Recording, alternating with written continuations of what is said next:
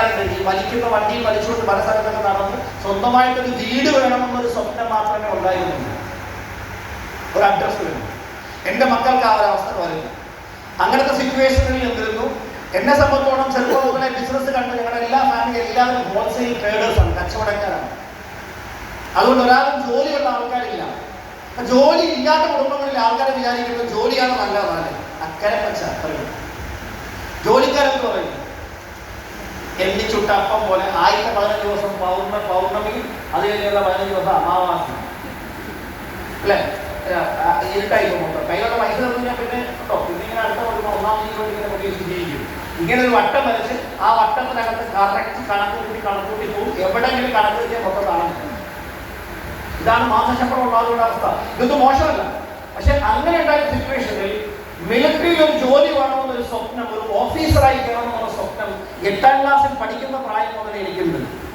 അങ്ങനെ ഒരു ഇന്റൻഷനുമായിട്ടൊന്നും അല്ല. NCC നാഷണൽ കേഡറ്റ് കോർപ്സ്, ആർമിയുടെ സ്റ്റുഡന്റ് വിങ് ആണ്. അതിൽ ഞാൻ 8ാം ക്ലാസ്സിൽ പഠിക്കുമ്പോൾ ആദ്യമായി ജോയിൻ ചെയ്യുന്നു. ആദ്യത്തെ 3 ആഴ്ച മോട്ടിവേറ്റ് ചെയ്തത് അവിടെ കിട്ടുന്ന പൊറോട്ടയും മുട്ടയായിരുന്നു. പിന്നെ അത് നിർത്തി ബട്ടർ മണ്ണാക്കിയപ്പോൾ ഏറ്റവും കൂടുതൽ സങ്കടപ്പെടുകയും പ്രതിഷേധം ശക്തമായി അറിയിക്കുകയും ചെയ്ത ഒരു ധീരനായ NCCയുടെ പോരാളിയായിരുന്നു. സാർ കഷ്ടമായി പോയി സാർ. ആ പൊറോട്ടയും മുട്ട നിർത്തി ബട്ടർ മണ്ണാക്കി കളഞ്ഞുകൊണ്ട് ഞാൻ ഉള്ള സമയത്ത് അങ്ങനെയൊക്കെ ഞാൻ പറഞ്ഞു വന്നത് ഇത് ഉള്ള കാര്യമാണ് പറയുന്നത്. അത് കഴിഞ്ഞിട്ട് പിന്നീട് പൊറോട്ടയും ബട്ടർ മണ്ണോട് ഞാൻ മറന്നു. NCCയും പരേഡും ക്യാമ്പുകളും ഗണ്ണും മെഷീൻ ഗണ്ണും ഇതൊക്കെ മനസ്സിലെ സ്വപ്നം. ഒരു പട്ടാളത്തിന് എന്താ പറയുക, രാജ്യത്തിന് വേണ്ടി ജീവൻ കൊടുക്കുന്ന ഒരു ഉത്തമ പൗരനായി മാറണമെന്ന് മനസ്സിലൊക്കെ വളർന്നിട്ട സമയമാണ്. അപ്പൊ അങ്ങനെ വളർന്ന സമയത്ത് NCCയിൽ A, B, C സർട്ടിഫിക്കറ്റ് ഒക്കെ വാങ്ങി. C സർട്ടിഫിക്കറ്റ് കിട്ടിയ സമയത്ത് എടുത്ത ഫോട്ടോയാണ് കോളേജ് മാഗസിനിലാണ്. അടുത്ത ഫോട്ടോ ഡ്രൈവിംഗ് ലൈസൻസ് എടുത്തപ്പോൾ കിട്ടിയതാണ്. അടുത്ത ഫോട്ടോ പാസ്പോർട്ട് എടുത്തപ്പോൾ കിട്ടിയതാണ്. വീട്ടിലെ ഫാദറിന്റെ ബിസിനസ്സൊക്കെ പല കാരണങ്ങൾ കൊണ്ട് നഷ്ടത്തിൽ പോയി. ഇസ്ലാമിലെ അല്ലെങ്കിൽ മനുഷ്യ ഹറാമായതുകൊണ്ട് സമ്പാദ്യമൊന്നും ഉണ്ടായിരുന്നില്ല. കയ്യിൽ ഇഷ്ടംപോലെ പൈസ മിച്ചം ഉണ്ടെങ്കിൽ അതുകൊണ്ട് സിമ്പിളായിട്ട് ജീവിക്കുകയും മിച്ചം വന്ന പൈസ വെച്ച് ആർക്കെങ്കിലും പ്രയോജനപ്പെടുന്ന എന്തെങ്കിലും നല്ല കാര്യം ചെയ്യണമെന്നൊക്കെയാണ് നിങ്ങളെ പാരൻസ് പഠിപ്പിച്ചിട്ടുള്ളത്. അതുകൊണ്ട് ഞങ്ങൾക്കൊന്നും ഒരു ബുദ്ധിമുട്ടും അന്നും ഉണ്ടായിട്ടില്ല, ഇന്നും ഉണ്ടായിട്ടില്ല. അതുകൊണ്ടാണ് മൈലേജ് സ്കെയിൽ കിട്ടിയെന്ന് ഞാൻ ഉറച്ച് വിശ്വസിക്കുന്നു. അതുകൊണ്ടാണ് ട്രെയിനിങ്ങിന് പോയിരുന്നതെന്ന് ഞാൻ ഉറച്ച് വിശ്വസിക്കുന്നു. അതുകൊണ്ടാണ് ട്രെയിനിങ്ങിൽ ഇരുന്ന കാര്യങ്ങൾ മനസ്സിലായതെന്ന് ഉറച്ച് വിശ്വസിക്കുന്നു. അതുകൊണ്ടാണ് ഇത് വിട്ടുകളയണമെന്ന് തോന്നിയിട്ടും തീരുമാനിച്ചിട്ടും വിട്ടുകളയാതെ പിടിച്ചു നിർത്തിയെന്ന് ഞാൻ വിചാരിക്കുന്നു. അങ്ങനെ പലവട്ടം ഞാൻ വിചാരിച്ചിട്ടുണ്ട്. അങ്ങനെയെങ്ങാനും ഒരു ദിവസം വിട്ടുകളഞ്ഞെങ്കിലോ നിങ്ങളെയൊക്കെ നേരിട്ട് കാണാൻ പറ്റുമോ? ഇതൊരു അച്ചീവായിട്ട് നിൽക്കാൻ പറ്റുമോ? അച്ചീവ്മെന്റിനെ കുറിച്ചൊക്കെ ഞാൻ പറയുന്നുണ്ട്. എനിവേ വീട്ടിൽ ഒരുപാട് പ്രശ്നങ്ങൾ കാണുമ്പോൾ ഒരുപാട് സങ്കടം തോന്നിപ്പോയിട്ടുണ്ട്. കാരണം ഞങ്ങളൊക്കെ പഠിക്കാൻ നല്ല മിടുക്കരായിരുന്നു. പക്ഷേ ഹയർ എഡ്യൂക്കേഷൻ വേണ്ടി പൈസ ഇല്ലാത്തതിന്റെ പേരിൽ പല സ്ഥാപനങ്ങളിലും മാസത്തിലും ആഴ്ചയിലും ഒക്കെ ജോലിക്കൊക്കെ പോയി നാട്ടിൽ കിട്ടാവുന്ന ഈ ദിവസക്കൂലിക്ക് പക്ഷേ കൂലിപ്പണി, അതാണ് ഒച്ച മലയാളത്തിൽ പറഞ്ഞത്, ഇങ്ങനെയുള്ള പല പണികളും എടുത്തിട്ട് വളരെ കഷ്ടപ്പെട്ടാണ് പഠിച്ച് ജീവിച്ചിട്ടുള്ളത്. അതുകൊണ്ട് ഒരു ഗുണമുണ്ടായി. ഒരുപാട് പൈസ ഉള്ള ഉടപ്പാൻ പോയി നമ്മൾ ജീവിക്കാൻ വേണ്ടി, വീടിന് വേണ്ടി, കുടുംബത്തിന് വേണ്ടി പണിയെടുക്കാൻ വേണ്ടിയാണ്. അതുകൊണ്ട് ഒരുപാട് കാര്യങ്ങൾ പഠിക്കാനായിട്ട് പറ്റി. ഇങ്ങനെ വന്നിരിക്കുന്ന സമയത്താണ് ഞാൻ നേരത്തെ പറഞ്ഞതുപോലെ ഒരു അവസരം അന്വേഷിക്കുന്ന ആ സമയത്ത് അവിടെ പ്ലാൻ പ്രസന്റേഷൻ കേൾക്കുന്നു. നമ്മുടെ വേഷം കണ്ടവർ നമ്മളെ പുച്ഛിച്ച് തള്ളി. ഒരിക്കലും ഒരാളെ വേഷം കണ്ട് തള്ളാൻ പാടില്ല. ലോകത്തൊരു വലിയൊരു യൂണിവേഴ്സിറ്റി ഉണ്ട്. ആ യൂണിവേഴ്സിറ്റിയുടെ പേര് സ്റ്റാൻഫോർഡ് യൂണിവേഴ്സിറ്റി എന്നാണ്. വേറൊരു യൂണിവേഴ്സിറ്റി, അവിടുത്തെ യൂണിവേഴ്സിറ്റിയിലെ നമ്മൾ വൈസ് ചാൻസലർ എന്നൊക്കെ പറയത്തില്ലേ, അവിടെ പ്രസിഡന്റ് എന്നാണ് വിളിക്കുന്നത്. UK യൂണിവേഴ്സിറ്റിയാണ്. ആ യൂണിവേഴ്സിറ്റിയിൽ ഒരു പഴയ മുസ്ലിം കോട്ടൊക്കെ ഇട്ട്, ഇവൻ പഴയ വസ്ത്രമല്ലേ ചാപ്പൊക്കെ ഇങ്ങനെ തയ്ച്ചിട്ട് സൂട്ട് പോലെ കടുത്ത ഇട്ടിട്ട് ഒരു കപ്പിൾസ് വന്നിങ്ങനെ ഇരിക്കുന്നുണ്ട്. അവരുടെ ഉദ്ദേശം ഞാൻ പ്രസിഡന്റിനെ കാണണമെന്ന്. വൈസ് അയാളുടെ സെക്രട്ടറി ഉണ്ട്, സെക്രട്ടറിക്ക് ഒരു സെക്രട്ടറി ഉണ്ട്. അയാൾ പറഞ്ഞിട്ട് സെക്രട്ടറിയെ പോലും കാണാൻ പറ്റില്ല, പിന്നെ പ്രസിഡന്റ്. ഇതൊരു യൂണിവേഴ്സിറ്റി മുഴുവൻ ഭരിക്കുന്ന അയാളാണ്. അയാളൊന്നും കാണാൻ അപ്പോയിന്റ്മെന്റ് കിട്ടില്ല. അവർ കേൾക്കാൻ ഇങ്ങനെ വെയിറ്റ് ചെയ്യാം. ഒരു ദിവസം മുഴുവൻ വെയിറ്റ് ചെയ്ത് പോയി പിറ്റേ ദിവസം പറഞ്ഞു. അയാളെ മനസ്സറിഞ്ഞിട്ട് അയാൾ പോയി സെക്രട്ടറിയോട് പറഞ്ഞു, അസിസ്റ്റന്റ് പോയി പറഞ്ഞു, ഇതുപോലെ ഈസി അല്ല, പ്രസിഡന്റിനെ കാണണമെന്ന് പറഞ്ഞു. ഒരു കപ്പിൾ വന്നിരിപ്പുണ്ട്, പ്രായമായവരാണ്. രാവിലെ മുതൽ വൈകുന്നേരം വരെ എന്തെങ്കിലും ചെയ്തിട്ട് പോയി. ഇന്നും പോകുന്ന ലക്ഷണമൊന്നും കാണുന്നില്ല. പുള്ളി ദേഷ്യപ്പെട്ട് പറഞ്ഞു. അങ്ങനെയുള്ളവരൊക്കെ അപ്പം പറഞ്ഞുവിടണമെന്ന് എനിക്ക് അറിയത്തില്ല. ചെന്ന് പറഞ്ഞുവിടാൻ നോക്കിയിട്ട് പോകുന്നില്ല, കണ്ടിട്ടേ പോകും. അപ്പം പുള്ളി പറഞ്ഞു കൊണ്ടിട്ടേ പോകും. കണ്ടിട്ടല്ല, കൊണ്ടിട്ടേ പോകുള്ളൂ. അന്നും വൈകുന്നേരം വരെ ഇരുന്നു. 3-ാം ദിവസമായപ്പോൾ ഈ സിനോട് പാലിക്കണം, ഇങ്ങോട്ട് പറയില്ല, പ്രസിഡന്റിനെ തന്നെ കാണും, അത് നടക്കില്ല എന്ന് പറഞ്ഞ് ആളെ തിരിച്ചയച്ചു. പക്ഷെ തിരിച്ചയച്ചിട്ട് അവർ പോയില്ല, അയാൾ പോയി. പിന്നെ 3 ദിവസം വീണ്ടും വന്നിരുന്നപ്പോൾ അവസാനം ഇയാൾ പ്രസിഡന്റിനോട് പറഞ്ഞു, ഇങ്ങനെ ഒരു കപ്പൽ, ലാഭപ്പെട്ടവരാണെന്ന് തോന്നുന്നു, കീഴിൽ പറഞ്ഞ് കോട്ടൊക്കെ വന്നിരിക്കുന്നു. അവസാന ഗതിയില്ലാതെ പറഞ്ഞു വിടാൻ വേണ്ടി പ്രസിഡന്റ് വിളിച്ചിട്ട് ഇങ്ങനെ പറഞ്ഞിട്ട് ആദ്യം വന്നോണ്ട് അവരോട് പറഞ്ഞു, നിങ്ങളെ പോലുള്ള മാതാപിതാക്കൾ ഇവിടെ എന്നോട് കാര്യം സംസാരിക്കാതിരുന്നാൽ ഈ യൂണിവേഴ്സിറ്റിയുടെ ഫ്യൂച്ചറിന്റെ അവാർഡത്തിൽ അതുകൊണ്ട് എന്താ പറയണമെന്ന് പെട്ടെന്ന് പറഞ്ഞിട്ട് പോകും. അപ്പൊ അവർ പറഞ്ഞാണ് ഞങ്ങളുടെ മകൻ, ഒരേ ഒരു മകൻ ഉണ്ടായിരുന്നത് ഈ യൂണിവേഴ്സിറ്റി ക്യാമ്പസിനകത്ത് ഒരു അവാർഡ് ഉണ്ടായി മരിച്ചു. അവന്റെ പേരിൽ ഒരു സ്മാരകം ഇവിടെ നിർമ്മിക്കാൻ ഞങ്ങൾ ആഗ്രഹിക്കുന്നു. അപ്പോൾ ഒരു നിമിഷത്തേക്ക് അവരുടെ ദുഃഖത്തിൽ പങ്കുചേർന്നെങ്കിലും ഒന്ന് കളിയാക്കി ചിരിച്ചുകൊണ്ട് പറഞ്ഞു, ഇവിടുത്തെ ഒരു ബിൽഡിംഗ് ഒക്കെ കെട്ടിക്കൊണ്ടെങ്കിൽ എത്ര കോടി വരും നിങ്ങൾക്ക് അറിയുമോ? അപ്പോൾ വൈഫ് പെട്ടെന്ന് വെച്ചു, ഇതുവരെ ഉണ്ടായിരുന്ന വൈഫ് പെട്ടെന്ന് എത്ര കോടി വേണ്ടി വരുമായിരിക്കും. അയാൾ ഒരു സംഖ്യ പറഞ്ഞു, ഒരു വലിയ സംഖ്യ, ഒരു സാധാരണക്കാർക്ക് താങ്ങാൻ പോലും പറ്റാത്തൊരു സംഖ്യ പറഞ്ഞു. ആ സമയത്ത് വൈഫ് എഴുന്നേറ്റ് ഹസ്ബൻഡിനെ വിളിച്ചിട്ട് പറഞ്ഞു, എന്തിനാണ് നമ്മളിവിടെ ഒരു സ്മാരകം പണിയാൻ പോകുന്നത്? നമുക്കൊരു യൂണിവേഴ്സിറ്റി തന്നെ പണിഞ്ഞുകൂടെ? ആ കപ്പിൾ പോയി തുടങ്ങിയ യൂണിവേഴ്സിറ്റിയാണ് സ്റ്റാൻഫോർഡ് യൂണിവേഴ്സിറ്റി. ആ മരിച്ച മകന്റെ പേരാണ് സ്റ്റാൻഫോർഡ്. ഞാൻ പറഞ്ഞു, അവർ അത്രയും സമ്പന്നരായിരുന്നു. ഈ സമ്പത്ത് കാണിക്കാൻ അവർ ആഗ്രഹിച്ചിട്ടില്ല. മകൻ ജീവിതത്തിൽ പോയപ്പോൾ ജീവിക്കാനുള്ള താല്പര്യം പോലും നഷ്ടപ്പെട്ട് വസ്ത്രത്തിലൊന്നും ശ്രദ്ധിക്കാതെ ഒരു കപ്പിൾസ് ആയിരുന്നു അവർ. ഒരാളെ വേഷം കണ്ടുകൊണ്ടൊന്നും ഒരിക്കലും നേരെ ഇരുത്തി കളയരുത്. അവന്റെ ഉള്ളിലുള്ള ഫയറാണ് നിങ്ങൾ നോക്കിക്കാണുന്നത്.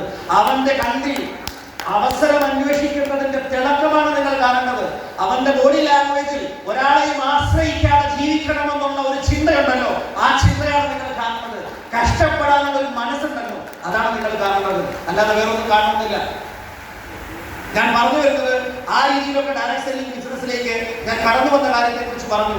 ആദ്യത്തെ 2.5 വർഷം ഒരു നേട്ടങ്ങളും ഉണ്ടായിട്ടില്ല എന്ന് മാത്രമല്ല, 2.5 ലക്ഷം രൂപ കടമാണ് എനിക്കുണ്ടായിരുന്നത്. മറ്റുള്ള എല്ലാ ബിസിനസ്സുകളിലും കൂടെ വന്നിട്ടുള്ള വരുമാനം ഈ ബിസിനസ്സിന്റെ മീറ്റിംഗിന് പോകാനും ട്രെയിനിങ്ങിന് പോകാനും ഒക്കെ ചെലവാക്കിയിട്ടുണ്ട്. അന്ന് ട്രെയിനിങ്ങിൽ വന്ന് ഞാൻ കേട്ട ഒരു ട്രെയിനർ പറഞ്ഞിട്ടുണ്ട്, നിങ്ങൾ ഈ ബിസിനസ്സിന് വേണ്ടി 10 രൂപ വിശ്വാസത്തോടു കൂടി മുടക്കിയിട്ടുണ്ടെങ്കിൽ നാളെ 10 കോടിയായി തിരിച്ചു കിട്ടുമെന്ന് പറഞ്ഞപ്പോ അത് കേട്ട് കൈയടിച്ചിട്ടുണ്ട്. ആ 10 രൂപ ഉണ്ടായിക്കൊണ്ടുവന്ന പാട് എനിക്കറിയാമായിരുന്നു. ഞാൻ പറയുന്നത് ആ 10 കോടി എന്നല്ല, അതിലേക്ക് ഒരുപാട് അപ്പുറത്തേക്ക് നേടിയിട്ടാണ് ഞാൻ ഇവിടെ രീതിയിൽ നിൽക്കുന്നത്. ഒരു ഫംഗ്ഷൻ നിങ്ങൾ നഷ്ടപ്പെടുത്തിയാൽ നിങ്ങൾ 6 മാസം പിന്നോട്ട് പോകും. പിന്നെ എപ്പോഴാണ് നമ്മൾ ശരിക്കും നഷ്ടപ്പെടുത്താൻ പോകുന്നത്? കുറെ അച്ചീവ്മെന്റ് ഒക്കെ ഉണ്ടാകുമ്പോൾ സ്വാഭാവികമായി വരാവുന്ന ഒരു ഈഗോ എല്ലാമായി. ഹിന്ദിയിൽ പറയും മുझे बहुत आता है, MBA.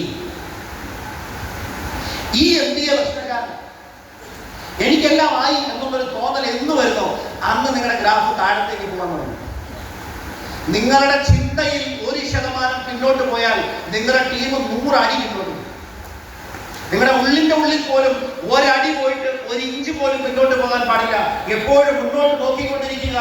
തീർച്ചയായിട്ടും ആ വിശ്വാസത്തോടുകൂടി പ്രവർത്തിക്കുന്നവർ 2,10,000 രൂപ വാങ്ങാൻ 6 മാസം പോലും അവർക്ക് വേണ്ടി വരില്ല. നിങ്ങൾ കഠിനാധ്വാനം ചെയ്യുന്നവരാണ് ഞാൻ പറയുന്നത്. കൂടുതൽ സമയങ്ങളൊന്നും കളയുന്നില്ല. ഇങ്ങനത്തെ സാഹചര്യത്തിൽ ഡയറക്ട് സെല്ലിംഗ് ബിസിനസ്സിലേക്ക് വരികയും അന്ന് എന്റെ ലക്ഷ്യങ്ങൾ ഞാൻ എഴുതി വെച്ചിരുന്നു. ഞാൻ എഴുതി വെച്ച ലക്ഷ്യങ്ങൾ ഇവിടെ കൃത്യമായിട്ട് ഞാൻ പറഞ്ഞിട്ടുണ്ട്. ഒന്ന്, എന്റെ സഹോദരന്റെ വിവാഹം തീരുമാനിച്ച് 1.5 വർഷത്തിലധികമായി പൈസയുടെ കുറവ് കൊണ്ട് കല്യാണത്തിന്റെ ഡേറ്റ് തീരുമാനിക്കാൻ പറ്റാതെ വന്ന ഒരു കുടുംബത്തിന്റെ എന്താ പറയാ ഒരു നിസ്സഹായനായ ഒരു മെമ്പറായിരുന്നു. എന്റെ ഫാദർ ആൾക്കാരോട് എപ്പോഴും പുള്ളി ഹിന്ദി പറഞ്ഞ് ഞാൻ കേട്ടേക്കുന്ന ഒരേ ഒരു ആവശ്യമുള്ളൂ. എന്നോട് എന്റെ സ്കൂളിൽ വന്നിട്ടാണ് പറഞ്ഞത്. എന്റെ സ്കൂളില് പാരന്റ് ടീച്ചർ അസോസിയേഷൻ ആള് മെമ്പറായിരുന്നു.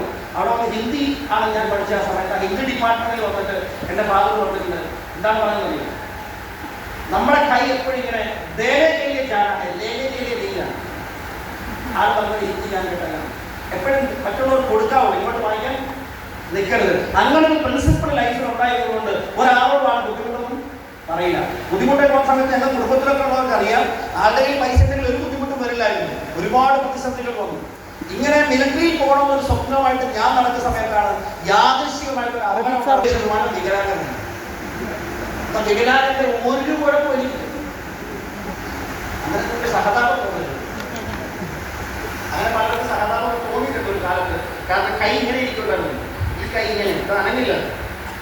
ആ സമയത്തൊക്കെ ഉള്ളുരുകി പ്രാർത്ഥിച്ചിട്ടുണ്ട്, പടച്ചോനെ എന്തെങ്കിലും ഒരു അവസരം തരണേ, ഒരാളുടെ മുമ്പിൽ കൈ ഇങ്ങനെ വെക്കേണ്ട സിറ്റുവേഷൻ വരരുത്. ഞാൻ ഉറപ്പിച്ചു പറയാം, നിങ്ങളുടെ ഉള്ളിൽ പ്രവർത്തിക്കാനുള്ള ഒരു മനസ്സും ഒരു നല്ല അവസരവും തിരഞ്ഞെടുക്കാൻ നിങ്ങൾക്ക് കഴിഞ്ഞാൽ സംശയിക്കേണ്ട, my lifetime is the best opportunity available. ഈ ഒരു അവസരത്തിലൂടെ നിങ്ങൾക്ക് ജീവിക്കാൻ കഴിയും. ഞങ്ങൾ 3 പേരും പഠിക്കാൻ മിടുക്കരായിട്ടും ഞങ്ങളുടെ ഹയർ എഡ്യൂക്കേഷന് പണമില്ലാത്തത് കൊണ്ട് അത് ഞങ്ങൾക്ക് ചെയ്യാൻ പറ്റിയിട്ടില്ല. ആ സമയം എനിക്ക് മെഡിക്കൽ ഫെസിലിറ്റിക്ക് വേണ്ടിയിട്ട് പോസ്റ്റ് ഓപ്പറേഷൻ്റെ പല ഫിസിയോതെറാപ്പി പോലുള്ള കാര്യങ്ങൾക്ക് പൈസ വേണം. പോയി ചോദിച്ചാൽ അതിൻ്റെ ഫീസ് എടുത്തിട്ടുണ്ട്. ആ ഹോസ്പിറ്റലിലേക്ക് പോയിട്ടില്ല. എൻ്റെ അമ്മ ഒരു ആസ്പെക്റ്റീവ് പേഷ്യൻ്റ് ആണ്. പലപ്പോഴും ശ്വാസമുട്ടൽ കൂടിയിട്ട് ഓക്സിജൻ കൊടുക്കേണ്ട അവസരത്തിൽ പോലും ഹോസ്പിറ്റലിൽ പോകാൻ പറ്റിയിട്ടില്ല. ചില സമയത്തൊക്കെ ഹോസ്പിറ്റലിൽ കൊണ്ടുവന്നപ്പോൾ 2 പ്രാവശ്യം അത്യാഹിത വിഭാഗത്തിൽ ഡോക്ടർ പറഞ്ഞിട്ടുണ്ട് 10 മിനിറ്റ് കൂടെ വൈകിയിരുന്നെങ്കിൽ ശ്വാസം കിട്ടാതെ എന്തെങ്കിലും അത്യാഹിതം സംഭവിച്ചിരുന്നു. ആ സമയത്തൊക്കെ ഒരു മനസ്സിലൊന്നും ആലോചിച്ച് നോക്കണം. എൻ്റെ ഫാദർ വർഷങ്ങളോളം ബിസിനസ് ചെയ്യുന്നത് മലബാർ മേഖലയിലാണ്. അതുകൊണ്ട് ഞാനൊരു തെക്കൻ കേരളക്കാരനാണെങ്കിലും എൻ്റെ മനസ്സും ആത്മാവും ഒക്കെ എന്നും വടക്കൻ കേരളത്തിലാണ്. കാരണം വേറൊന്നുമല്ല, എൻ്റെ ഫാദർ 35 വർഷത്തിലധികം കണ്ണൂര്, പയ്യന്നൂര്, കാലങ്ങാടി സ്ഥലങ്ങളിലൊക്കെ ബിസിനസ് ചെയ്തിട്ടുണ്ട്.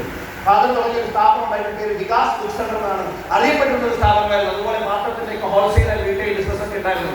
പക്ഷേ ബിസിനസ് നഷ്ടത്തിലായി കഴിഞ്ഞാൽ പിന്നെ വരുമാനമൊന്നും കയ്യിൽ കാണില്ല. സ്ഥിരമായി പൈസ കൈകാര്യം ചെയ്യുന്നവർക്ക് പൈസ ഇല്ലാതെ വന്നാൽ വല്ലാത്തൊരവസ്ഥ വരും.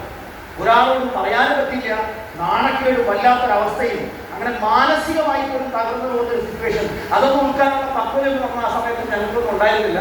എനിവേ ഞാൻ പറഞ്ഞു വരുന്ന കാര്യം ഇത്ര മാത്രമേ ഉള്ളൂ. ആളുടെ മകളുടെ കല്യാണത്തിന് സമയത്ത് പൈസ അറേഞ്ച് ചെയ്യാൻ പറ്റാതെ, സ്ത്രീധനമൊന്നും കൊടുക്കാനല്ല, നമ്മൾ സ്ത്രീധനത്തിന് എതിരുള്ള ആൾക്കാരാണ്. പക്ഷെ അത്യാവശ്യമുള്ളൊരു സ്വർണ്ണമൊക്കെ എടുത്തിട്ടുണ്ട്. അതിനൊന്നും ഒരു നിവൃത്തിയില്ല. ഈ വീടൊക്കെ മാറ്റി ചെറുതായിട്ടൊന്ന് മാറ്റാൻ, ഒരു റിനോവേഷൻ ചെയ്യാൻ, പെയിന്റിങ് ചെയ്യാനുള്ള പൈസ കയ്യിലില്ല. അത് സമയത്ത് റിനോവേഷൻ ചെയ്യാത്തത് കൊണ്ട് തകർന്നു വീഴുന്നൊരവസ്ഥയാണ്. എന്തൊക്കെയാണെങ്കിലും ശരി, ഒരു കാര്യം വിശ്വസിക്കാം, ദൈവം നമുക്ക് എന്തെങ്കിലും പ്രയാസം തന്നിട്ടുണ്ടെങ്കിൽ ആ പ്രയാസത്തെ അതിജയിക്കാനുള്ള കഴിവും അവസരം കൂടി തന്നിട്ടാണ് നമുക്ക് പ്രയാസം തരിക. അങ്ങനെയുള്ള മുന്നോട്ട് പോകുന്നതാണ് ലോകത്തിന്റെ പ്രചോദനം. ഇങ്ങനെയുള്ള സാഹചര്യത്തിൽ എൻ്റെ ആരോഗ്യം കൂടെ പോയപ്പോൾ ഞാൻ മെഡിക്കൽ കോളേജിന്റെ 11ാം വാർഡിൽ, കോട്ടയം ജില്ലയിലെ 11ാം വാർഡിൽ 2-3 പ്രാവശ്യമൊക്കെ മരണം കൺമുമ്പിൽ കണ്ട് കിടന്നിട്ടുണ്ട്. ഞാൻ കൂടുതൽ വർദ്ധിച്ച് ഞാൻ ഇമോഷണൽ ആകുമ്പോൾ ആ ഭാഗത്തേക്ക് ഞാൻ കടന്നു. ഈ കൈയില്ലാതെ ജീവിക്കുമെന്ന് പറഞ്ഞ സമയത്ത് ഈ പറഞ്ഞതുപോലെ ഖുറാനും ബൈബിളും ഗീതയും ഒക്കെ പഠിക്കാൻ വേണ്ടി ശ്രമിച്ചിട്ടുണ്ട്, എന്നെ കൊണ്ട് പറ്റുന്നത് പോലെ. കാരണം അവിടെയൊക്കെ പല ആൾക്കാരും വരും, അവർ ഓരോ ലഘുലേഖകളും അഭിമുഖമൊക്കെ ആയിട്ട് വരും. ഒരു പ്രതീക്ഷയില്ലാതെ ആരും വന്ന് കാണാൻ പോലും ഇല്ലാതെ ഈ ലഘുലേഖ കേൾക്കുന്ന ഒരു വാചകങ്ങളൊക്കെയാണ് ചിലപ്പം ഒന്ന് ജീവിക്കണമെന്നൊരു പ്രത്യാശ കൊടുത്തിരുന്നത്. കയ്യൊന്നും അറിയാതെ ഒരു ദിവസം രാത്രി കിടക്കുമ്പോൾ രാവിലെ എഴുന്നേൽപ്പോൾ അപ്പുറത്ത് കിടന്ന ആളില്ല, ചോദിക്കും ഡിസ്ചാർജ് ആയി പോയത് ഇല്ല, ഇതുവരെ മരിച്ചു. പിറ്റേ ദിവസം അപ്പുറത്തുള്ള ആളും.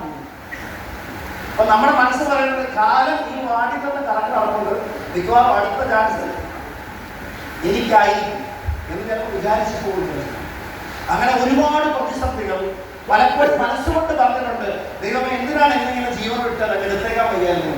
അത് എന്താ പറയുക, വിശ്വാസത്തിന്റെ കുറവുകൊണ്ട് പറഞ്ഞു. എൻ്റെ ഫാദർ പറയാറുണ്ട്, തീരുമാനമില്ലാത്തതുകൊണ്ട് ആളാണ് എൻ്റെ കൂടെ കഴിഞ്ഞത്. 2 കൈയില്ലാതെ 1.5 വർഷം ഞാൻ ജീവിച്ചിട്ടുണ്ട്. കാരണം എനിക്ക് ബാത്റൂമിൽ പോകാൻ പറ്റില്ല, കുളിക്കാൻ പറ്റില്ല, ഡ്രസ് ഇടാൻ പറ്റില്ല, ഉടുത്തുന്ന മുണ്ട് പോലും ശരിക്കും ഉപയോഗിക്കാൻ പറ്റില്ല. കൈയാണെങ്കിലും എന്ത് ചെയ്യാൻ പറ്റും? കൈയില്ലാത്തതിന്റെ വില കൈ 2 പുറകിൽ കെട്ടിവെച്ചാലേ മനസ്സിലാവുള്ളൂ. കണ്ണില്ലാത്തതിന്റെ വില ഗാന്ധാരിയെ പോലെ കണ്ണ് നടത്തി വെച്ചാലേ മനസ്സിലാവുള്ളൂ. അമ്മയും അച്ഛനും മരിച്ചതിന്റെ വില അമ്മയും അച്ഛനും മരിച്ചവർക്ക് മാത്രമേ അറിയുള്ളൂ. ദാരിദ്ര്യമില്ലാത്തവന് സമ്പത്തിന്റെ ആ ഭംഗി അറിയാൻ പറ്റില്ല. ആരോഗ്യം നശിച്ചവർ മാത്രമേ ആരോഗ്യത്തിന്റെ വില അറിയാൻ പറ്റുള്ളൂ. ആ സിറ്റുവേഷനിലൂടെ കടന്നു പോയിട്ടുണ്ട്. ആ സമയത്തുണ്ടായ ചില ചിന്തകൾ കൊണ്ടാണ് ഞാൻ ഈ ജീവിതത്തിൽ വിജയിക്കാനുണ്ടായ പ്രധാനപ്പെട്ട കാരണം. നിങ്ങൾക്ക് പ്രതിസന്ധികൾ വരാൻ നോക്കിയിരിക്കുന്ന ആവശ്യമില്ല. നാളെ എന്തെങ്കിലും സംഭവിച്ചാൽ നമ്മുടെ ആവശ്യം നിലനിന്ന് നടക്കും. നമ്മുടെ മനസ്സിൽ കാണുന്ന ആ വീടുകൾ വെക്കും, മക്കളുടെ വിദ്യാഭ്യാസങ്ങൾ നടക്കും. നമ്മുടെ വരുമാനം മുടങ്ങിയാൽ ഈ കാര്യങ്ങളൊക്കെ എങ്ങനെ പോകുന്നു ചിന്തിച്ചു നോക്കുക. അതിനുള്ള സംവിധാനങ്ങളൊക്കെ നമ്മൾ സൂക്ഷിച്ചു വെച്ചിട്ടുണ്ടോ, കരുതി വെച്ചിട്ടുണ്ടോ?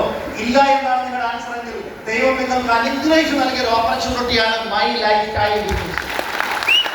ഇത് നിങ്ങൾ ഏറ്റെടുക്കണം. ആ രീതിയിൽ പതുക്കെയാണ് ഞാൻ പ്ലാൻ ചെയ്തത്. 1 വർഷം കൊണ്ട് 25 ലക്ഷം രൂപയ്ക്ക് മേലെ മിച്ചപ്പിടിച്ചെങ്കിൽ മാത്രമേ എൻ്റെ ജീവിതത്തിൽ എന്തെങ്കിലും മാറ്റം വരുമായിരുന്നുള്ളൂ.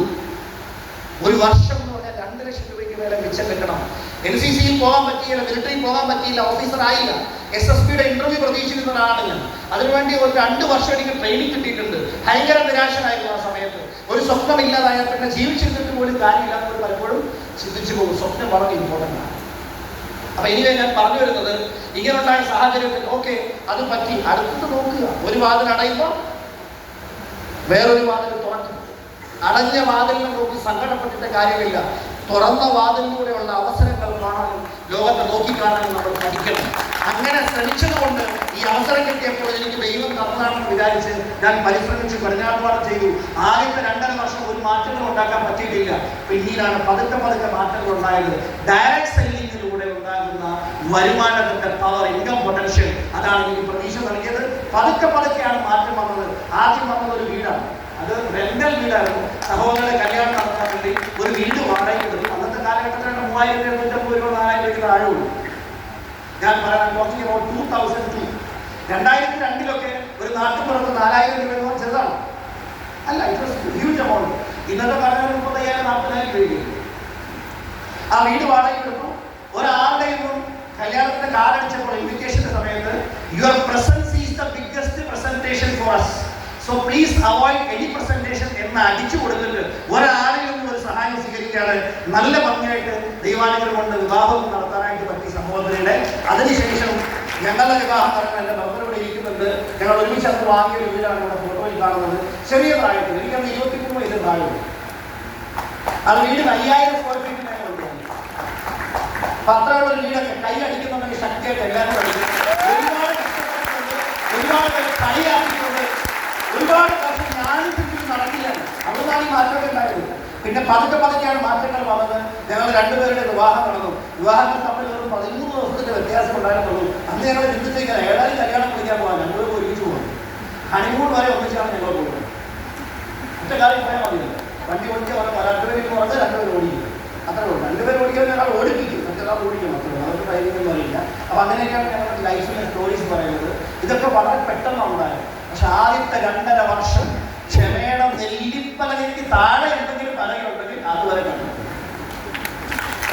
പലപ്പോഴും വിചാരിക്കും ജീവിതം കോഞ്ഞാട്ടെ ആവൂ. എന്താണ് അങ്ങനെ ചിന്ത വരുന്നത്? ചിന്തിച്ചേക്കുക, ജീവാനുള്ള റൈറ്റ് പാത്ത്. നിങ്ങൾ നല്ല വഴിയിലാണ് ചിന്തിക്കുക. അങ്ങനെയാണ് ഒരു അഗ്നി പരീക്ഷയൊക്കെ നടക്കും അല്ലേ? ഡയമണ്ട് കുഴിച്ചെടുക്കാൻ വേണ്ടി കുഴി കൊടുത്തിട്ട് 3 കിലോമീറ്റർ പോയി കഴിഞ്ഞാൽ ശ്രദ്ധിക്കും ഇനി കിട്ടുമെന്ന്. 2 മീറ്റർ അപ്പുറത്തുണ്ടാവും. നമ്മൾ ശ്രദ്ധിക്കും. നല്ല നല്ല ആൾക്കാരോട് നമ്മൾ ഇടപെടുന്നുണ്ടല്ലോ. ബിസിനസ് ഇങ്ങനെ പറന്ന് കയറും, നടത്തല്ല പറന്ന് കയറും. അങ്ങനെയൊക്കെയാണ് ലൈഫിലുണ്ടായ മാറ്റങ്ങൾ. വീടൊക്കെ വന്ന് പിന്നെ ബിസിനസിന്റെ കാര്യവുമായി എറണാകുളം സിറ്റിയിലേക്ക് മാറണമെന്ന് ആഗ്രഹിച്ചു. അതൊരു വലിയ സ്വന്തമായി കൈയൊക്കെ ശക്തമായി കളിച്ചാൽ നന്നായിട്ട് കേൾക്കാം.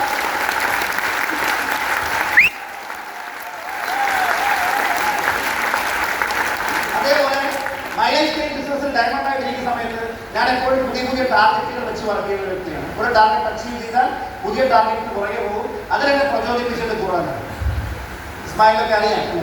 ആലംബിഷ ലാസ്റ്റ് പറയുന്നുണ്ട്. എന്താണ് അതിന്റെ ആയത്ത്? നിങ്ങൾ ഒരു കാര്യം പൂർത്തിയാക്കിയാൽ മറ്റൊന്നിൽ മുഴുകുക, എന്റെ നാഥന്റെ ഭാഗത്തുനിന്നുള്ള അനുഗ്രഹം പ്രതീക്ഷിച്ച് മുന്നേറുക. ഇതാണ് പറയുന്നത്. ഒരെണ്ണം പൂർത്തിയാക്കിയാൽ കണ്ടന്റഡായ അലസതയെങ്ങാനും വന്നാൽ ഇതുവരെ തന്നത് വരെ എടുക്കും. ഹിന്ദിയിലൊരു പ്രയോഗമുണ്ട്, ദൈവം തരാൻ തുടങ്ങിയാൽ മേൽക്കൂര പൊട്ടിച്ചിട്ട് വായിട്ട് വരും.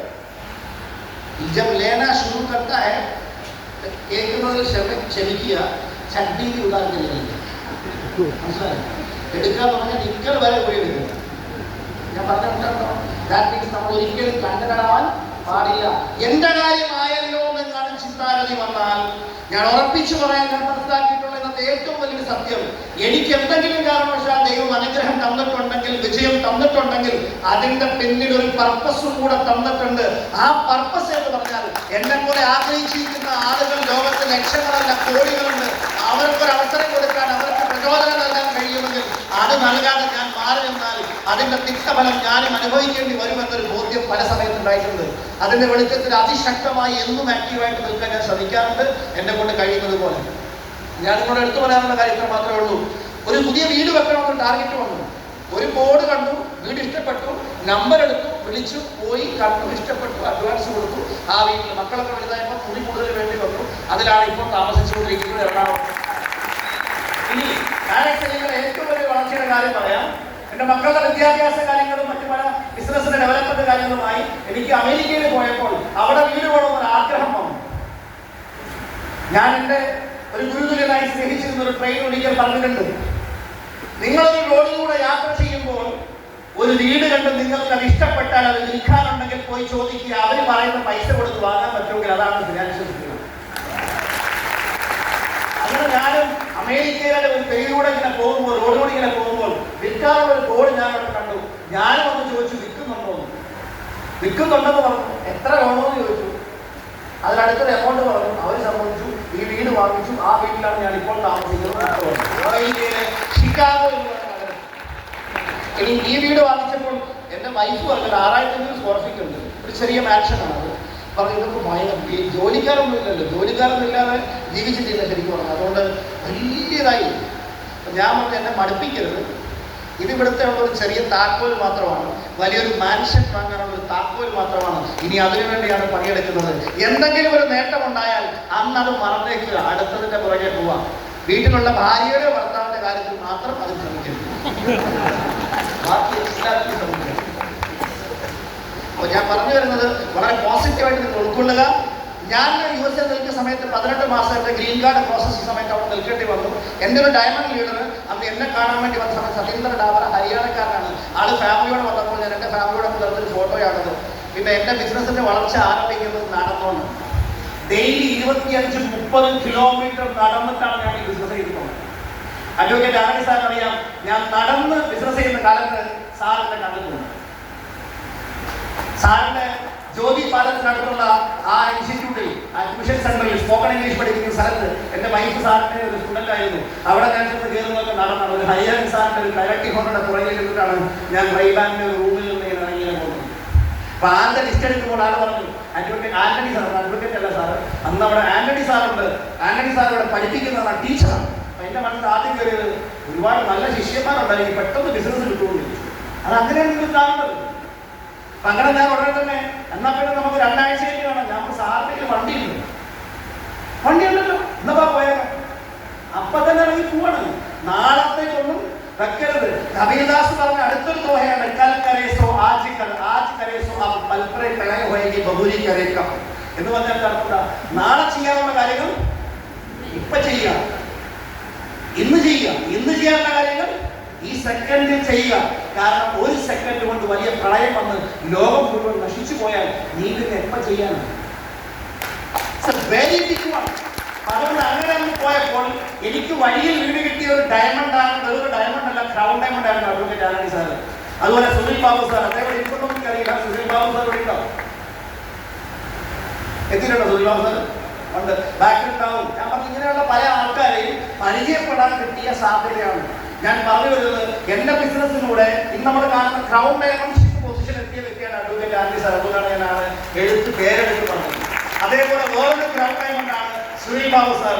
അവരൊക്കെ കുറച്ചു കാല സമയത്ത് ഡയറക്ട് സെല്ലിംഗ് 2012-13 സമയത്ത് ഒരു ചെറിയൊരു പ്രതിസന്ധി വന്ന കാലഘട്ടങ്ങളിൽ പല മേഖലകളിലേക്ക്, ട്രഡീഷണൽ മേഖലയിലേക്ക് തിരിഞ്ഞു പോയിരുന്നു. എന്നാൽ യഥാർത്ഥത്തിൽ ഈ ബിസിനസിന്റെ ഒരു വൈറസ് ഉള്ളിൽ കയറിയിട്ടുണ്ടെങ്കിൽ നിങ്ങൾ ആഗ്രഹിച്ചാൽ പോലും ഇതിൽ നിന്ന് മാറി നിൽക്കാൻ കഴിയില്ല.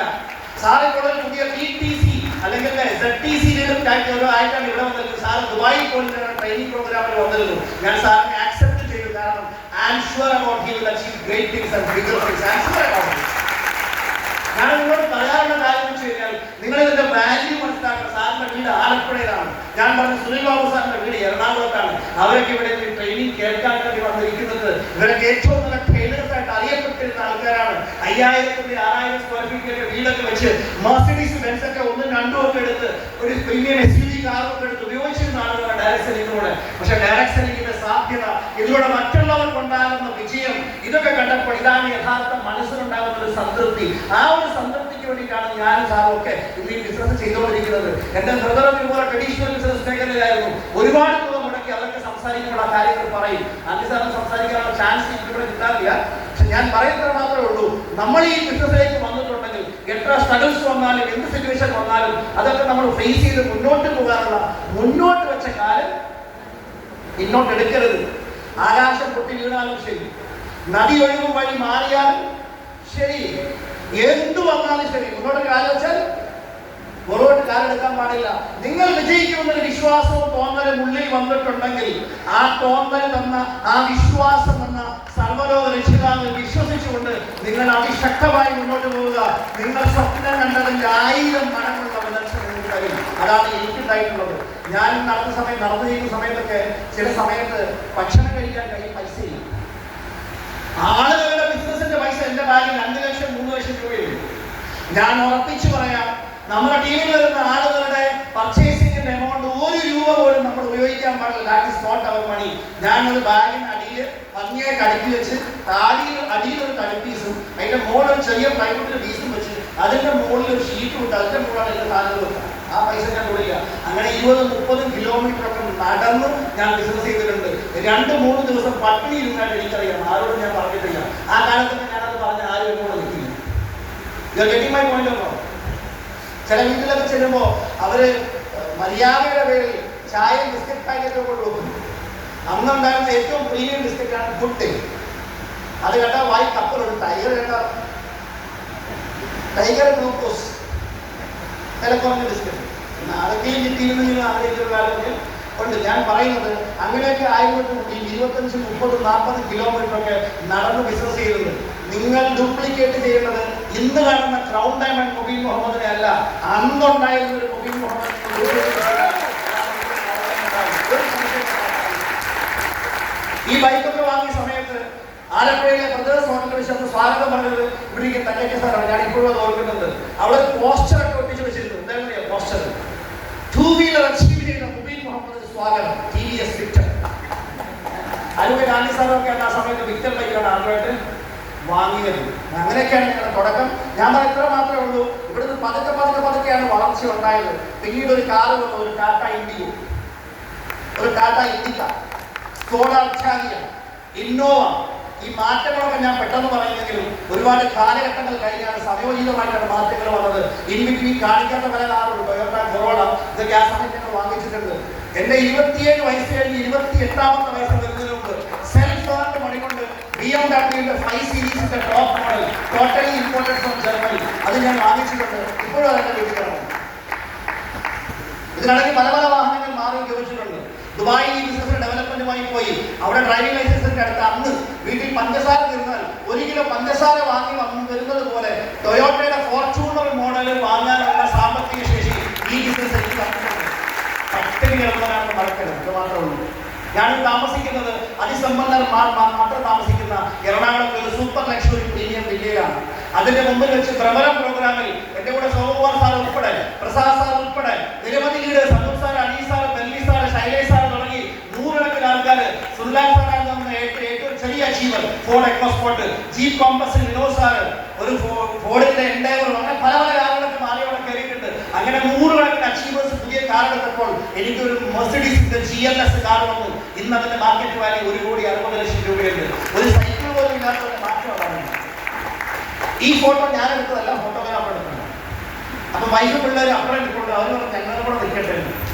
എല്ലാവരും വേണ്ട, മുഖം പഠിച്ചു പോയി. എന്റെ എല്ലാം അവർ പറഞ്ഞത് എന്താണ് മുമ്പിൽ നിന്നപ്പോൾ ഞങ്ങൾ ഉണ്ടായിരുന്നല്ലോ. ഞാൻ പറഞ്ഞു അതിന്റെ പിന്നിൽ പ്രവർത്തിച്ചത് ഞാനാണ്.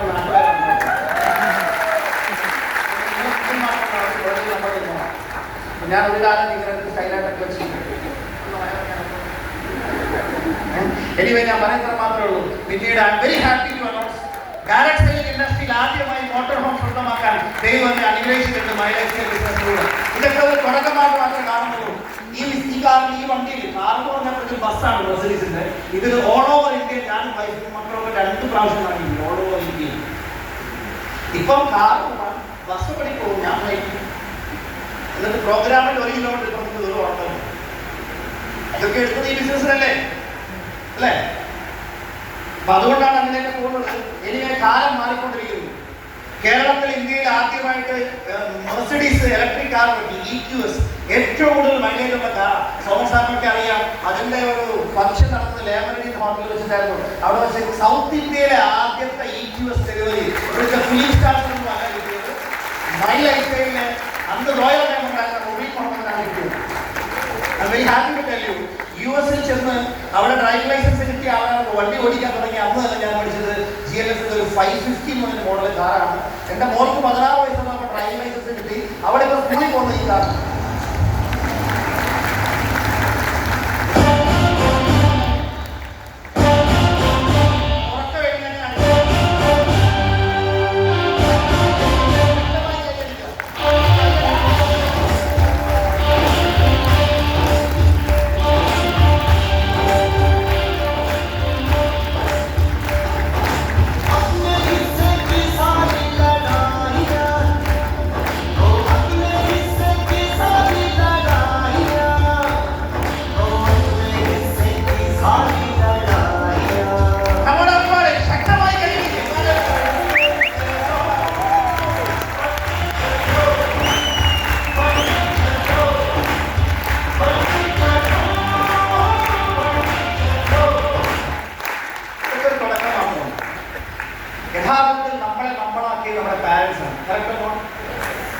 എന്തെല്ലാം ത്യാഗം ചെയ്തിട്ടുണ്ട്. അവരുടുക്കാതെ നമ്മളെ ഊട്ടിയിട്ടുണ്ട്, അവര് ഉണ്ണാതെ നമ്മളെ ഊട്ടിച്ചിട്ടുണ്ട്. കറക്റ്റാണോ? അവർക്ക് കിട്ടാവുന്ന എല്ലാ സൗഭാഗ്യങ്ങളും നമുക്ക് തന്നിട്ട്, വെച്ച ആഹാരം മുഴുവൻ നമുക്ക് വിളക്കി തന്നിട്ട്, എന്റെ വയറ് നിറഞ്ഞു എന്ന് പറഞ്ഞൊരു സൈഡിൽ മാറി എന്ന വിശപ്പിനെ ഓർത്ത് ചിന്തിച്ചവരുണ്ട്. കറക്റ്റാണോ? അവർക്കൊക്കെ വേണ്ടി എന്തെങ്കിലും തിരിച്ചു ചെയ്യണോ വേണ്ടയോ? ദൈവം എന്നെ അനുഗ്രഹിച്ചിട്ടുണ്ട്. ഒരുപാട് സ്ഥലങ്ങളിൽ പല പല രാജ്യങ്ങളിൽ അവരേക്ക് കൊണ്ടുപോകാൻ വേണ്ടി പറ്റിയിട്ടുണ്ട്. ലോകത്തിലെ ഏറ്റവും വലിയ ഈ ഫോട്ടോസൊക്കെയാണ് എന്റെ വിഷയം. അത് ഞാൻ ഇന്ന് കാണിക്കും, വേറെ ഒരു ഫോട്ടോ കാണിച്ചില്ലെന്ന് കാണിക്കും. ലോകത്തിലെ ഏറ്റവും വലിയ ബിൽഡിങ്ങിന്റെ പടം കാണിക്കുന്നില്ല, അതിന്റെ മുമ്പിൽ കൊണ്ട് നിർത്തിയിട്ടാണ് പറഞ്ഞത് ഇതാണ് ലോകത്തിലെ ഏറ്റവും വലിയ ബിൽഡിംഗ്, ബുർജ് ഖലീഫ എന്ന് പറഞ്ഞ അവർക്ക് ഫോട്ടോ എടുക്കുന്നത്. അതുപോലെ ഇത് ലോകത്തിലെ ഏറ്റവും ബെസ്റ്റ് ഹോട്ടലാണ് എന്ന് പറഞ്ഞ് അറ്റ്ലാന്റിസ് ഹോട്ടലിന്റെ മുമ്പിൽ കൊണ്ടുപോയി ഇരുത്തി അവരെ അവിടെ നിർത്തിയിട്ടാണ് ആ ഫോട്ടോ എടുത്ത് കാണിച്ചു കൊടുക്കുന്നത്. അതുപോലെ ലോകത്തിലെ ഏറ്റവും വലിയ നല്ല നല്ല സ്ഥലങ്ങൾ. അതുപോലെ എൻ്റെ വൈഫിന്റെ ഫാദറിനെയും മദറിനെയും ഒക്കെ, കാരണം കല്യാണം കഴിക്കുമ്പോൾ രണ്ട് ശരീരവും ഒരേ ആത്മാവുമായി മാറണമെന്നാണ് പറയുന്നത്. എൻ്റെ ഫാദറിനും മദറിനും മാത്രം ഇമ്പോർട്ടൻസ് കൊടുത്താൽ പോരാ, എൻ്റെ കൂടെ ഒരു യാത്ര തുടങ്ങിയ ആളുടെ ഫാദറിനും മദറിനും ഇമ്പോർട്ടൻസ് കൊടുത്തേ പറ്റുള്ളൂ. അങ്ങനെ ഒരുമിച്ച് വിദേശ രാജ്യങ്ങളിലൊക്കെ പോയിട്ടുണ്ട്. അതിൻ്റെയൊക്കെ ഫോട്ടോസാണ് ഇതൊക്കെ. ഇതൊക്കെ ശക്തമായ കയ്യിൽ വേണം. 2023 ജൂൺ മാസം 14-ാം തീയതിയാണ് എൻ്റെ ഫാദർ മരണപ്പെട്ടത്. അതിന് മുമ്പ് 4-5 വർഷത്തോളം എൻ്റെ മദറിന് എങ്ങും പോകാൻ പറ്റിയിട്ടാണ്. ആളെ ഓൾമോസ്റ്റ് കിടപ്പിലായിരുന്നു. പക്ഷെ എൻ്റെ അമ്മയാണെങ്കിൽ എപ്പോഴും യാത്ര ഇഷ്ടപ്പെടുന്ന ഒരാളാണ്. അതുകൊണ്ട് ദൈവാനുഗ്രഹം കൊണ്ട് ഈ കഴിഞ്ഞ സമയം ഒരു കുറച്ച് മാസങ്ങൾക്ക് മുമ്പ് ആളുമായിട്ട് ഒരു 1 വീക്ക് ഓൾമോസ്റ്റ് ഞാൻ ശ്രീലങ്ക എന്ന സ്ഥലത്ത് ആൾക്ക് ഇഷ്ടപ്പെടുന്ന അവർക്ക് ഒരു താജ് ഹോട്ടലിലെ ഏറ്റവും ലക്ഷറിയസ് ആയിട്ടുള്ള പ്രസിഡൻഷ്യൽ സ്യൂട്ട്, അത് ലോകത്തിലെ നേതാക്കന്മാരെ മാത്രം പോയാലേ ഓപ്പൺ ചെയ്ത് കൊടുക്കാറുള്ളൂ. ഞാൻ മൈ ലൈഫിലുള്ള നേതാവായതുകൊണ്ട് എനിക്ക് വേണ്ടി എന്റെ ഫാദറിനും മദറിനും ഒക്കെ ഹജ്ജിന് പോകണമെന്നുള്ള ആഗ്രഹം ഉണ്ടായിരുന്നിരിക്കാം. അവരോടൊപ്പം ആ ഹജ്ജ് പോകാൻ അവസരം ലഭിച്ചില്ല. ഞാൻ ഫോട്ടോ ചെയ്യാൻ ഫോട്ടോ എടുത്തില്ല. അങ്ങനെയാണ് വിളമ്പിക്കൊടുക്കുന്നത്. ഒരിക്കലും ഓടിക്കാറില്ല. ഞാൻ പറഞ്ഞ ഇത്ര മാത്രമേ ആൾ കൊടുത്തില്ല, കണ്ണിൽ കാണാൻ കഴിയും. പക്ഷെ അതുകൊണ്ട് തന്നെ എൻ്റെ മക്കളൊക്കെ ചെറിയ പ്രായത്തിൽ തന്നെ 1.5 വയസ്സുള്ളപ്പോൾ 5 രാജ്യങ്ങൾ കണ്ടു കഴിഞ്ഞു, 2 കോണ്ടിനെന്റുകൾ കണ്ടു. ഈ ഫോട്ടോ എടുത്ത് സൗത്ത് ആഫ്രിക്കയെ കുറിച്ചാണ്. പുറകെ പെൻഗ്വിനെ കാണാൻ പറ്റും. പെൻഗ്വിൻസ് ലോകമഹാത്ഭുതങ്ങളൊക്കെ പടത്തിലും ടിവിയിലുമല്ല, നേരിട്ട് പോയി കണ്ടിട്ടുണ്ട്. താജ്മഹൽ തുടങ്ങി ലോകത്തിലെ ഏറ്റവും best and luxurious hotels, Eiffel tower, ലോകത്തിലെ ഏറ്റവും പുതിയ ഹോട്ടൽ. ഞാൻ ഈ ഹോട്ടലിൽ താമസിച്ചത് 2.5 ലക്ഷം രൂപ പേ ചെയ്യേണ്ട മുറിയായിരുന്നു. ബാക്കി എന്റെ കഴിവുകൊണ്ട് ഞാൻ കുറച്ചൊക്കെ മേടിച്ചിട്ടുണ്ട്. അത് ഞാൻ പറയുന്നു, അതെന്റെ കഴിവുകൊണ്ട് കിട്ടി. ഒറ്റ മാർബിളിൽ കൊത്തിയെടുത്ത ബെഡാണ്, സിംഗിൾ മാർബിൾ, അതും വൈറ്റ് മക്രാണ്. ജയ്പൂരിലാണ് ഈ ഹോട്ടല്. അതിന്റെ ഹോട്ടലിന്റെ റൂമിന്റെ പേര് മഹാറാണ സൂട്ടാണ്. ആ സൂട്ടിലൊക്കെ താമസിക്കണമെങ്കിൽ ലോകത്തിലെ ഏറ്റവും സമ്പന്നന് മാത്രമേ പറ്റുള്ളൂ. ഞാനും അവിടെ കയറാൻ പറ്റിയതും ഈ ബിസിനസ്സിൽ ഒരു അച്ചീവ്മെന്റ്. ചൈന വന്നതിന്റെ മുകളിൽ പോയി ഒരു ഫാമിലി ആയിട്ട് ഫോട്ടോ എടുത്തിട്ടുണ്ട്. ലോകത്തിലെ ഏറ്റവും ഫാസ്റ്റസ്റ്റ് മൂവിംഗ് ട്രെയിൻ അന്ന് ചൈനക്കാരുണ്ടായിരുന്നു. ഷാങ്ഹായ് സിറ്റിയിൽ നിന്ന് ഷാങ്ഹായ് എയർപോർട്ടിലേക്ക് പോകുന്നത് അത് 433 km/h. മാക്ലി എന്നാണ് അതിന്റെ പേര്. മാഗ്നറ്റിക് ഡിട്രാക്ഷൻ കൊണ്ട് പാലത്തിന്റെ മുകളിൽ 1 ഇഞ്ച് പൊക്കത്തിൽ പറക്കുന്നത്. അതിനകത്ത് പറഞ്ഞപ്പോൾ ഞാനെടുത്ത ഫോട്ടോയാണ്. അവിടെ പോയിട്ട് അവിടുത്തെ ഏറ്റവും വലിയ കമ്മ്യൂണിക്കേഷൻ, ലോകത്തിലെ ഏറ്റവും വലിയ ഉയരത്തിലുള്ള ഗ്ലാസ് ഫ്ലോറുള്ള ബിൽഡിംഗ്. അവിടെയൊക്കെ നടക്കുമ്പോൾ ആൾക്കാർ തല കണ്ടായിരുന്നു. ആ സമയത്ത് ഞാൻ മക്കളും ഒക്കെ എൻ്റെ ഇളയ മോൾ അവിടെ കിടക്കുന്നു. അവർക്ക് ഇപ്പോൾ വലുതായി, ഇപ്പോൾ കാലത്ത് എൻ്റെ ഇരിക്കും. അതുപോലെ സമയം സിറ്റുവേഷനിലേക്ക് എങ്കിലും ഞാൻ പറയുന്നത് ആ സമയത്ത് ഞങ്ങളെടുത്ത ഫോട്ടോ ആണത്. അതുപോലെ ദുബായിലെ ഫ്രെയിം, അത് പണി നടക്കുന്നതിന് അവിടെ കൊണ്ട് ഫോട്ടോ എടുത്തിട്ടുണ്ട്. പണി നടന്ന് കഴിഞ്ഞിട്ടും പോയിട്ടുണ്ട്. നടന്നു കഴിഞ്ഞിട്ടായിട്ട് മോളിൽ കൂടെ ഫോട്ടോ എടുത്തേക്കുന്നത്. ആദ്യം കൊണ്ട് ഡയറക്ട് സെല്ലിംഗ് ബിസിനസ്സിലേക്ക് വരുമ്പോൾ ആരും ഒന്നും കാണില്ല. രണ്ടാമത്തത് കമ്മിറ്റ്മെന്റ് അച്ചീവ് ചെയ്ത് കഴിയുമ്പോൾ മൂന്നാമത്തെ സമയം ശേഷമുള്ളത്. ഇതൊക്കെ ഞങ്ങളുടെ ദിവസം പോയപ്പോൾ ഞങ്ങളൊക്കെ എൻജോയ് ചെയ്തതാണ്. അതുപോലെ ലോകത്തിലെ ഏറ്റവും നല്ല അമ്യൂസ്മെന്റ് പാർക്കായിട്ടുള്ള ഫെരാരി വേൾഡ്, ലോകത്തിലെ ഏറ്റവും ക്യൂട്ട് എൻ്റെ വൈഫിൻ്റെ ഒരു സ്വപ്നമായിരുന്നു മൗറീഷ്യസ് പോകണം. മൗറീഷ്യസ് പോലുള്ള ഒരുപാട് രാജ്യങ്ങളിലൊക്കെ പോയി ലോകത്ത് ഒരുപാട് ചരിത്രങ്ങൾ നടക്കുന്ന ഭൂമികൾ. അസ്ഹാബുൽ കഹഫ് എന്ന് പറയുന്ന ആ ഒരു ഗുഹ, കഹഫ് ചാപ്റ്ററിൽ പറയുന്ന ഗുഹ, ആ ഗുഹയൊക്കെ നേരിട്ട് അതുള്ളത് ഇന്നത്തെ ജോർദാനിലാണുള്ളത്. ആ പള്ളിയുടെ താഴെ അത് പോയി കണ്ടിട്ടുണ്ട്, അത് ഉറങ്ങിക്കിടന്ന ഗുഹ. അതുപോലെ 2000 വർഷങ്ങൾക്ക് മുമ്പ് മോസസിന്റെ കാലത്ത്, ജീസസിന്റെ ഒക്കെ സമയത്ത് ശരിക്കും പറഞ്ഞാൽ ഒരു വലിയ നഗരം തന്നെ ഒരു ആയുധങ്ങളില്ല, സിമന്റ് ഇല്ല, ടൂൾസ് ഇല്ലാതെ ഉണ്ടാക്കിയെടുത്തിട്ടുണ്ട് അവര്. അതൊക്കെ കണ്ടപ്പോഴാണ് നമ്മളൊന്നും ചെയ്തിട്ടില്ല എന്നുള്ള തോന്നലുണ്ടായത്. അത് കണ്ടു വരുകയാണെങ്കിൽ 2 ആഴ്ച 3 ആഴ്ച വേണ്ട സമയം, അത്രയും വലുതാണ്. എല്ലാ വീട്ടിലും മോട്ടറില്ലാതെ വെള്ളം വരും. Technology, natural water. അതുപോലെ പഴയ പേർഷ്യൻ സിറ്റികൾ ഇതൊക്കെ പോയി കണ്ടു. ഇത് പുതിയ ലോകമഹാത്ഭുതങ്ങളിൽ ഒന്നാണ്. ഒരു ടൂൾസ് പോലും ഇല്ലാതെ പാറയിൽ കൊത്തിയെടുത്തിട്ടുള്ള ബിൽഡിംഗാണ്. ഇതൊക്കെ സാധിച്ചത് മൈ ലൈഫിൽ ബിസിനസ്സിൽ അച്ചീവർ ആയതുകൊണ്ടാണ്. റോയൽ കനേഡിയൻ ക്രൂസിൽ 15 ദിവസം യൂറോപ്പ് മുഴുവൻ കറങ്ങാനുള്ള അവസരം കിട്ടി. അവിടെ കൂടെ പരിചയപ്പെട്ട സഹയാത്രികളൊക്കെ തന്നെ ലോകത്തിൽ റിച്ചസ്റ്റ് ആയിട്ടുള്ള ആൾക്കാരായിരുന്നു.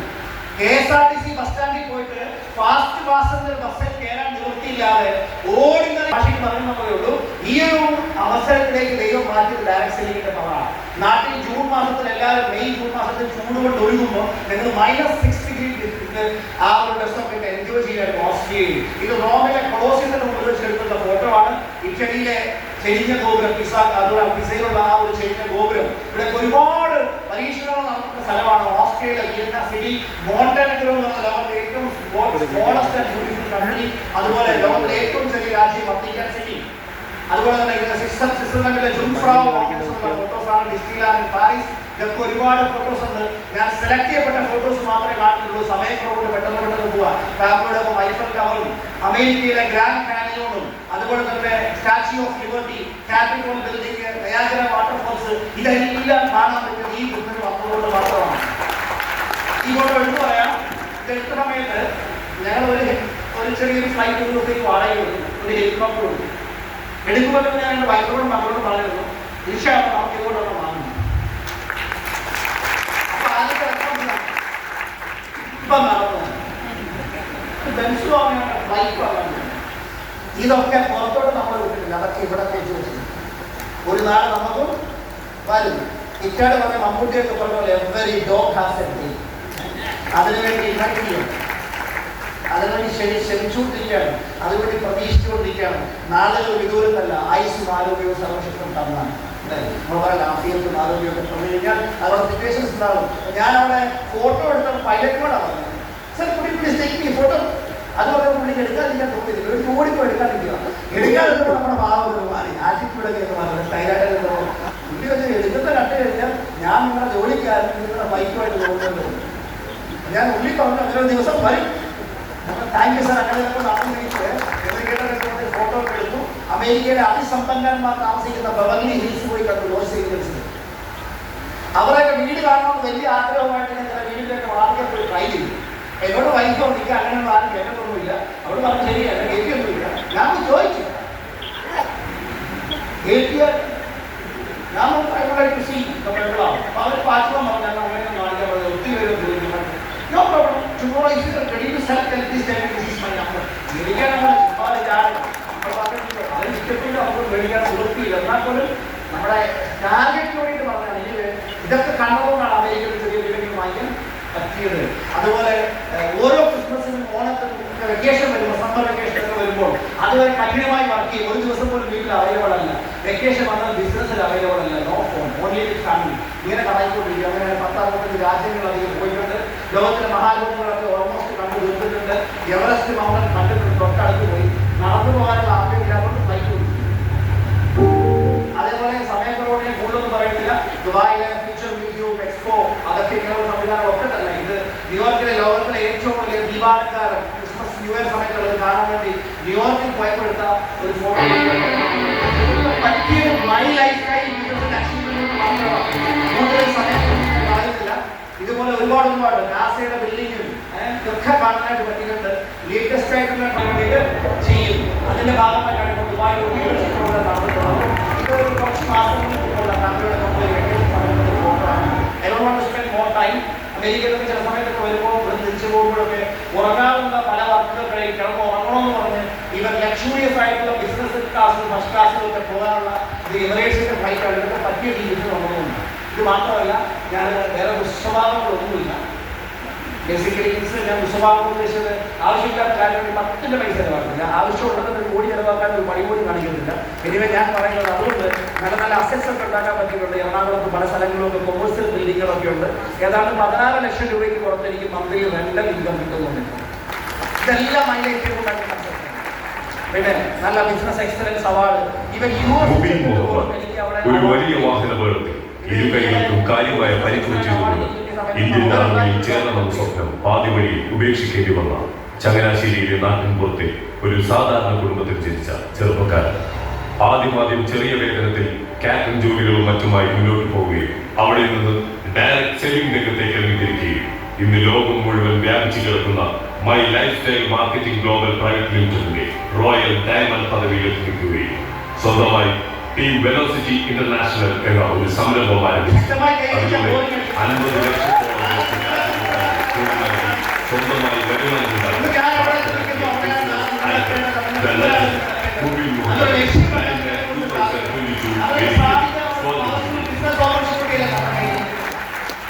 ഈ കഴിഞ്ഞ സമയങ്ങളിൽ കുറെ അപകടങ്ങളൊക്കെ ഞാൻ രക്ഷപ്പെട്ടിട്ടുണ്ട്. ആ സമയത്ത് നടന്ന അപകടത്തെ ലഭിച്ചത് അവർക്കെല്ലാം അറിയാം. അഹമ്മദാബാദിലാണ് ഫ്ലൈറ്റ് ആക്സിഡന്റ്. ആ ഫ്ലൈറ്റിൽ നിന്ന് മുഴുവൻ ആൾക്കാരുണ്ട്. കറക്റ്റോ? ആ ഫ്ലൈറ്റിൽ നിന്ന് വീണ സ്ഥലത്ത് എത്രയോ ചെറുപ്പക്കാർ MBBS പഠിക്കുന്ന വിദ്യാർത്ഥികൾ മരണപ്പെട്ടിട്ടുണ്ട്. ഒരു ചെറിയൊരു അപകടം നമ്മുടെ ജീവിതം എടുത്തുകൂടെ? അങ്ങനെ അൺസർട്ടനിറ്റി വന്നാൽ അതിനെ അതിജയിക്കാനുള്ള എന്തെങ്കിലും സംവിധാനം ചെയ്തു വെച്ചിട്ടുണ്ടോ? ഒരിക്കൽ മഹാനായ പ്രവാചകൻ മദീനയിലെ പള്ളിയിലിരിക്കുമ്പോൾ തന്റെ അനുയായികളോട് ചോദിച്ചു, ലോകത്തെ ഏറ്റവും മിടുക്കനായ വ്യക്തി ആരാണെന്ന് അറിയുമോ? അവര് പറഞ്ഞു, ഇല്ല, ദൈവത്തിന്റെ ദൂതരെ അങ്ങനെ തന്നെ പറഞ്ഞു, സ്വന്തം മരണത്തിന് വേണ്ടി 100% തയ്യാറെടുത്തിരിക്കുന്നവൻ ആരാണോ അവനാണ് ഏറ്റവും മികച്ച ബുദ്ധിയുള്ളയാൾ. ഞാനും ഈ ഒരു സിറ്റുവേഷൻ നടന്നതിന് ശേഷം ആക്ച്വലി അതിനുള്ള പല കാര്യങ്ങളും ഞാനും ചിന്തിച്ചു. എന്നാലും ഞാനും വിട്ടുപോയാൽ ആ സമയത്ത് ഞാൻ എൻ്റെ മക്കളോടൊക്കെ 16 വയസ്സുകൊണ്ട് എൻ്റെ ഇളയ മോള് അവിടെ നിന്ന് അമേരിക്കയിൽ പഠിക്കാനും പോകുന്നത്, സ്വന്തമായിട്ട് ജോലിക്ക് പോകുന്നുണ്ട്. അവിടെയൊക്കെ ആൾക്കാർക്ക് ശീലമുണ്ട്. പക്ഷേ ഇന്ത്യക്കാർ പൈസ ഉള്ളവർക്ക് വിടാറൊന്നുമില്ല. ഞാൻ വിട്ടുപോകണം. എന്തിനാണെന്ന് അറിയാം? സ്വന്തം കാലം നിൽക്കണം. എൻ്റെ വൈഫിനോട് നിന്ന് എപ്പോഴും പറഞ്ഞുകൊണ്ടിരിക്കുകയാണ് എന്തെങ്കിലും പരിപാടി. ഒരു പരിപാടി ഉണ്ടെങ്കിൽ അവിടെ നിന്ന് നമ്മളെ കുറിച്ച് നമ്മളെ നിയന്ത്രിക്കാൻ വേണ്ടി കറക്റ്റാണോ? എന്തെങ്കിലും പരിപാടി കിട്ടിയാലോ? ആ ideal mind is a devil's workshop. കറക്റ്റാണോ? Ideal mind is a devil's workshop. വെറുതെ ഇരുന്നുകഴിഞ്ഞാൽ നമ്മുടെ ആളുകൾ ചിന്തിച്ചു പോകും. അങ്ങനെ ഇരിക്കാൻ സമയം പ്രയോജനപ്പെടുത്തണം. നമ്മളില്ലെങ്കിലും നമ്മുടെ ടീമിനെ പ്രിപ്പയർ ആക്കി വെക്കണം. അതിനുവേണ്ടിയിട്ടാണ് വൈൽഡ് ബിസിനസ് ചെയ്യുന്നത്. ഞാൻ മറ്റൊക്കെ പോയ സമയത്ത് 2 മേജർ അപകടങ്ങളിൽ നിന്ന് മരണപ്പെട്ടിട്ടുണ്ട്. ആ സമയത്തുണ്ടായ ഒരു കാഴ്ചയാണ് ബേസിക്കലി തിക്കിലും തിരക്കിലും പെട്ട് ആയിരക്കണക്കിന് ആൾക്കാർ ചൂടിൽ വെന്ത് മരിച്ചു. വെന്തെന്ന് പറഞ്ഞാൽ ചൂടുണ്ട് കേട്ടോ, നീലൊന്നും അല്ല. തിക്കിലും തിരക്കിലും പെട്ട് ദൈവത്തിന്റെ അത്ഭുതമായ അനുഗ്രഹം കൊണ്ടാണ് നിങ്ങളൊക്കെ അതിൽ രക്ഷപ്പെട്ടത്. ഞാനും നിങ്ങൾ നമ്മൾ കാണുന്നില്ലായിരുന്നു. ഞാനിന്ന് ഉറപ്പ് വിശ്വസിക്കുന്നു, എന്റെ ആവശ്യം ഈ ലോകത്തിലുള്ളത് കൊണ്ടാണ് എന്നെ പല അപകടങ്ങളിൽ നിന്ന് ദൈവം രക്ഷപ്പെടുത്തിയത്. അത് ഒരുപക്ഷെ ഞാൻ ഏത് ലെവലിൽ നിൽക്കുന്നുണ്ടോ അതിന്റെ 10 ഇരട്ടിയുള്ള ഉയർച്ചയിലേക്ക് നിങ്ങളെ നയിക്കണമെന്ന ശക്തമായ ലക്ഷ്യം വെച്ചുകൊണ്ടാണ് ഞാൻ ഇവിടെ സംസാരിക്കുന്നത്. എന്റെ എനർജിയിൽ 1% പോലും കുറവ് കാണില്ല. നിങ്ങൾ ഇരുന്ന് പഠിത്താൽ പോലും ഞാനിവിടെ വൈകിക്കണം